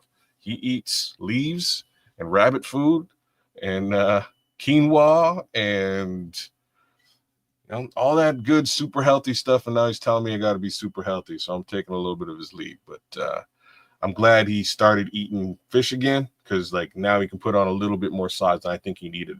He needed to be a little bit more powerful. I think it's going to go a long way for him. All right, so we're an hour and 39 minutes into the show. I'm surprised that the computer hasn't completely shut down on me. If you guys can see what I'm seeing, I'm barely functioning on this side. I'm telling you, this thing is jacked up. Just telling you. I'm just glad you guys can see and hear everything, and we're able to go live. But here's another conversation. It's probably going to be the last one that I want to talk about, and that is we know who the first 2 safeties are, right? We know that. Jaquan Brisker, and it's going to be Kevin Byard, 1 and 2. Yep. Who are 3 and 4? Definitely Elijah Hicks. That's part of it, because there's a lot of people who don't have, I don't know why, I don't have faith in Elijah Hicks, man. Well, it's because he hasn't jumped out, and I think he should have to most fans. Like, I'll just say it right now: when Jaquan went down, I don't think he was by any stretch of the imagination, a liability in that safety role. I think he did all right.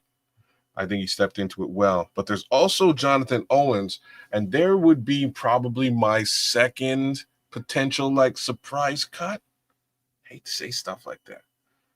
I don't know. Like, I think you keep Jonathan Owens as that backup box safety. That's my thoughts. But again, I think Elijah can play both sides. I think he can play free and strong. I think you kind of have to keep him around. So, like, we're gonna see. There's a couple other guys in competition for that position too. You know, the bad thing about what happened with Jonathan Owens this year is he got exposed. He's a great backup box safety where Jaquan Brisker plays, down in the box and maintaining that space, tackling and being. That's what he's mainly built for. Yep. This is how he's designed. But when we went through a little injury spell during the season, he had to traipse on back to the free safety role, and that's when you have to have range, take the right angles. And if you're going to look bad if somebody's not doing their job, because you're going to be the last person seen around the ball. And he just flat out doesn't have the best range in the world. I'm not saying that he got crappy range, but compared to some of the other guys we have on the roster, there's going to be some guys that we're not talking about right now that's going to show up and get some safety reps. Like we're talking about Andre Bryant's talking about now, Kyler being third safety. It's going to be interesting. I know he's going to be the lockdown nickel, but to keep him on the field during certain downs, you're going to have to make some choices. Maybe you do put him out there as a third safety. That's the beauty of defense, man, and why I love defense. When you got dynamic guys, you don't have to be stuck in a plain X and O type defense. You got dynamic guys. You can put them out. You can play with three safeties if you want to on certain downs. If you want more physical guys on this down that can cover if they have to, put Kyler on the field and keep him out there with three safeties. That's it. And so, depending on how you want to play this thing, Kyler is definitely a wild card, but as far as him being slated as the third or fourth safety, I don't think that's going to happen. I think when the depth chart comes out, you're going to probably see Hicks right after Jaquan and Kevin. You're going to see Hicks, and you're probably going to see one of the guys that we ain't talking about a whole lot that's been with the team for the past couple of years, see if they can beat him out, or maybe one of these young UDFAs. Those guys are going to play a heavy role in what happens with this depth chart moving forward. Yeah, I think you said it very well here. Like, we've had this Kyler conversation. I think Kyler would make an excellent free and not so much an excellent strong. We'll see what kind of safety value he brings if needed. But I think Elijah Hicks has, and there's a reason I'm saying this. So he definitely showed up to all the mini camps and OTAs. He gets it. He knows. You know what I mean? He knows his stuff is potentially on the bubble. So he's been there working, So I got to give the man a big thumbs up for being out there doing it. When many others may not be out there doing it. So shout out to Elijah Hicks. I think he sticks around. Not so sure about Jonathan Owens, have to say it. And I think potentially, maybe you have your backup free and your backup box in Kyler and Elijah, right? That's my thoughts there. You might also be looking at, and I've been saying this forever, I don't know, like I would really hope that Terrell Smith would get some level of a look at safety as well. That's why I thought I tried to give you an alley-oop. I thought you were going to go there at first, but I was coming with that. So shout out to It had to be done. He's talking about Tyreek though. I think Tyreek stays. I wouldn't move Tyreek. Yeah, I wouldn't move Tyreek. I think Tyreek is great where he is. I wouldn't move him at all. You know what I mean? He's a bit of a jerk, but he's calmed down with respect to being handsy as a corner. I like where he is, and I think he should stay there. I would like to see Terrell Smith get on the field more frequently. when Kyler was punished, etc., he played very well, right? I would like to see him. I'd just like to see him on the field more often. So here's my requirements. This is why I think Terrell Smith, and I have gone back and watched a little bit of tape. You can discern some stuff from watching him play corner, especially when you're watching him play. They play so much zone coverage at Minnesota that helps you, because what a safety's job is to play in space. So how he operates, how twitchy he is, how well he transitions, different things like that you watch in a DB's play, you can see, you can discern what that looks like if you want to move a corner like that and move him to safety. So to be honest with you, I think he's got the range. He's blazing fast, number one. He can go from sideline to sideline. It's about learning the job and learning how to, I think this gets lost in a lot of conversations people have about safeties, making sure you keep the proper depth. And so if I want to keep, let's just say 15 yards between me and the closest safety, the closest cornerback on either side. Let's just say I'm one high and I want to be 15 yards split between me and the cornerbacks, however they're aligned. So am I comfortable playing that 15-yard space between them, or do I want to close that a little bit? Close that down to about 12 or 10, because I'm confident in my speed to be able to, recover if something gets a little bit loose. That's the kind of nuance you have to learn as you're playing safety. What depth am I comfortable at? What kind of leverage can I play with? What can I get away with? What can I get away with? All that stuff has to happen and be learned on the grass. You're going to win some and you're going to lose some. You're going to freaking surprise yourself because maybe I'm just being a little too playing it a little too safe because this is what the coach is telling me to do, and I'm not trusting me and my body and what I know I can do. I can close on this ball, so I'm gonna sneak up a little bit. So stuff like that you got to learn. He's gonna be learning a whole different world. The universe is gonna change if they put him at safety, and so I think he's got the skill set to do it. I really do. He just number one. Hopefully, he bulked up a little bit more. He was at about 200, 202, but I still think he needs a little bit more upper body muscle and some lower body muscle just to kind of really fit the role better, because you're going to be doing a lot more banging than you did when you were at corner. Yeah, like I said, I would like to see him there. I'm having like flashes right now of Kyler Gordon as like, as like the honey badger. You know what I mean? Like that's kind of where my brain's been this last couple of minutes, just being able to sort of play all over the field in the secondary.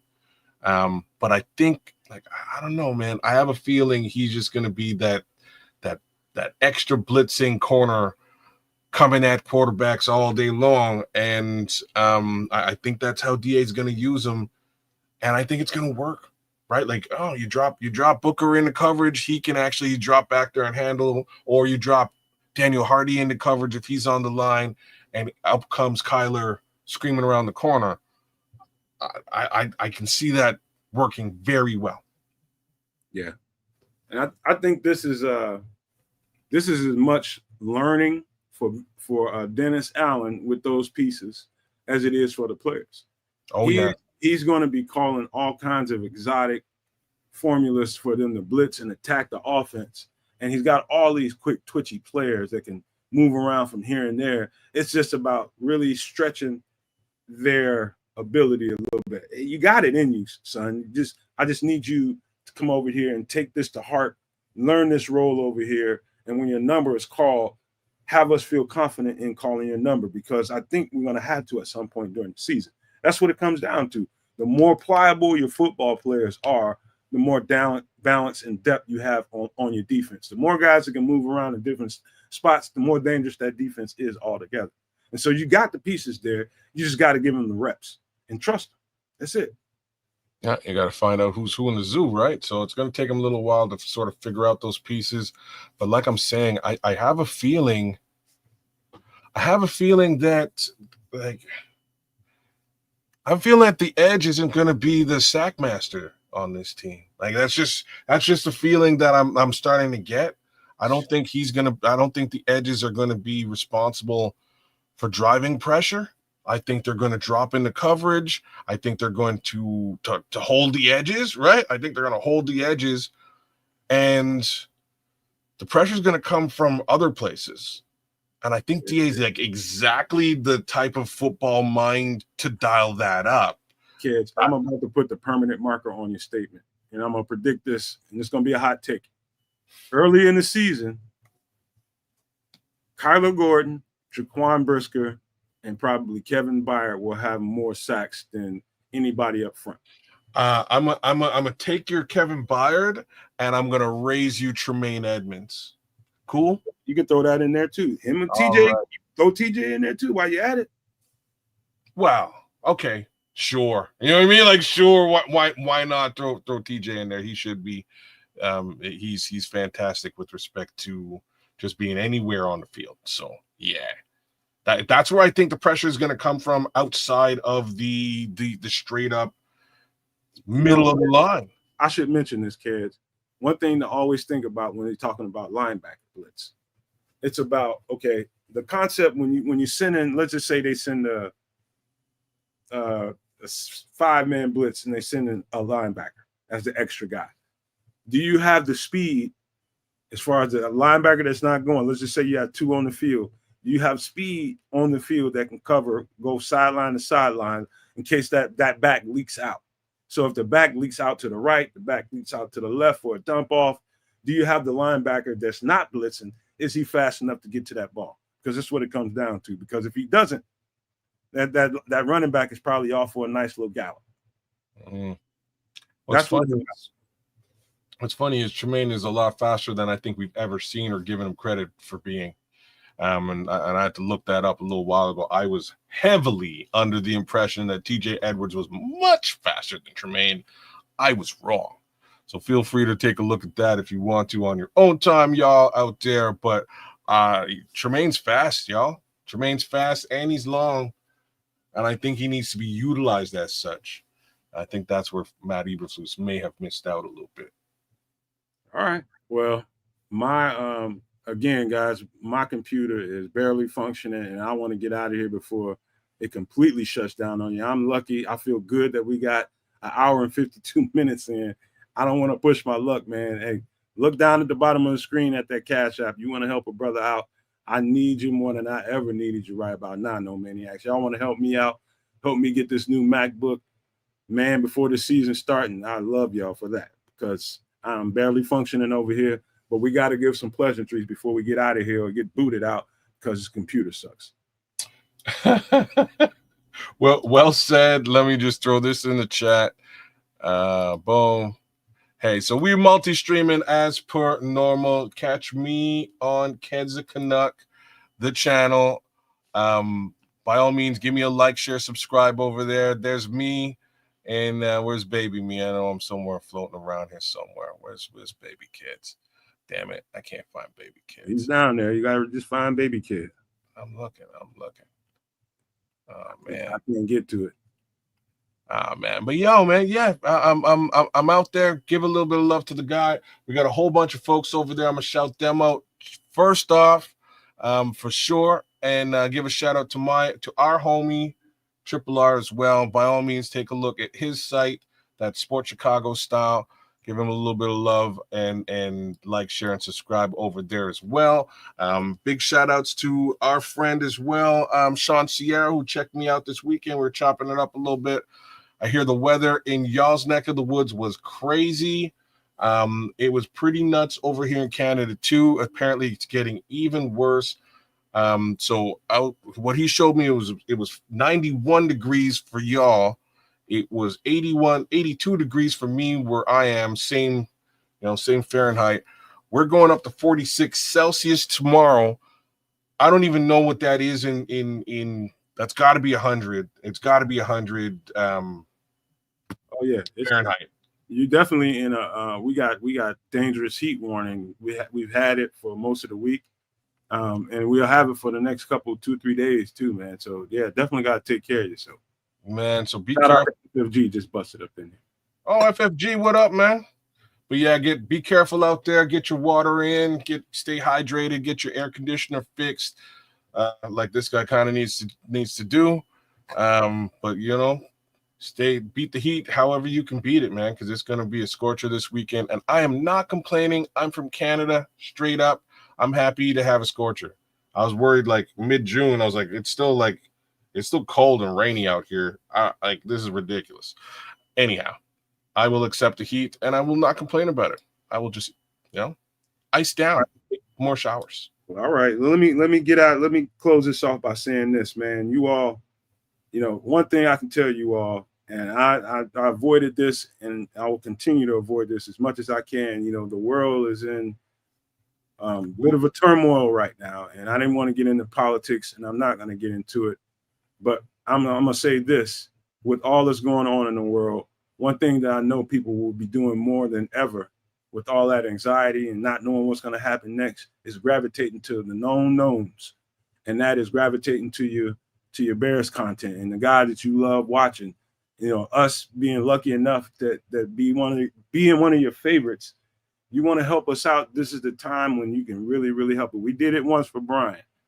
We can do it again. I'm not, I can't get the same thing that Brian had, the computer that we got for him. That just won't function the right way for me.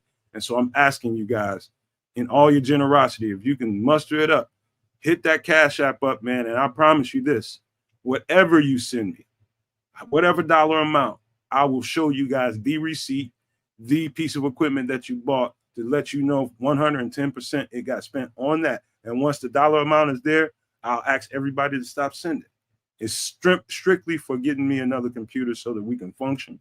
The season is getting close, and I need to be 100% so this network can keep going and flowing like we always do, y'all. So I know you guys will help me out. I already know in advance. I just want to say thank you, and I love you all in advance, because I know people will be generous, and spread the word. Tell everybody you want to tell. Let everybody know Nomad's asking for help, and I'm not shy to say it. I need it. So I just want to say I love you guys. Thank you. Be mindful of what's going on in the world. If you're prepared, you're not scared. Prepare for whatever you need to prepare for. I would just say to people, first thing that I'm going to do, I gave away my generator to my mother because she has my grandmother that lives with her, and she's an elderly woman. And I would rather them have my generator, which is a very expensive generator, and me have none. So not only do I need to get another computer, I need to hurry up and muster up the funds to get me another generator, because who knows the world that we're living in right now, we're going to have electricity. I don't know. Anything could be happening right now. We're in a tumultuous situation. So just going to leave you guys with that and say thank you for being here, guys. I love you all. Appreciate everybody and all the comments that happened during the show. And I want to leave you all with these famous words. If you can think it and you can see it, there's no reason in the world why you cannot absolutely manifest it. Do not, and I repeat, do not be a prisoner of your own mind. But with that being said, we are